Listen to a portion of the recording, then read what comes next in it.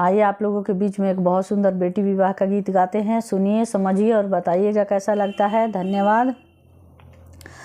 आरे काठ के करे जावा बनवलु हो आमा, हमारा के दिहलु विसार।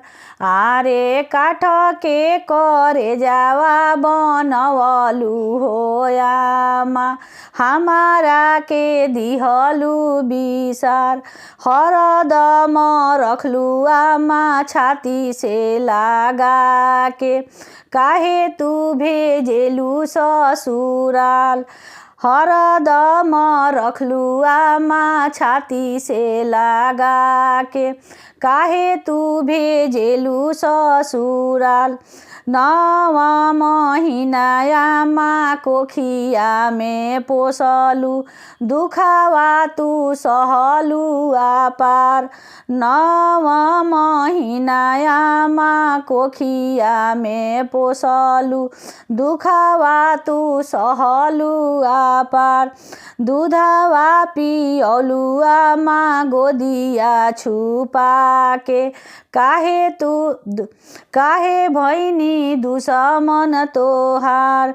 दूधवा पियलु आमा गोदिया छुपा के, काहे भैनी दुश्मन तोहार। हरदम रखलु आमा छाती से लगा के, काहे तू भेजेलु ससुराल। हरदम रखलु आमा छाती से लगा के, काहे तू भेजेलु ससुराल। काठ के करे जावा बनवलु ए चाची, काहे तू भेजेलु ससुराल। काहे तू भेजेलु ससुराल। काठ के करे जावा बनवलु ए भाभी, हमारा के दिहलु विसार।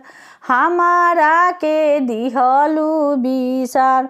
हरदम रखलु तू छाती से लगा के, काहे तू भेजेलु ससुराल।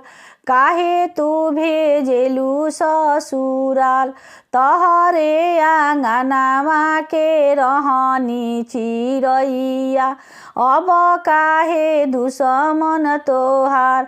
अब भैनी दुश्मन तोहार। धन्यवाद।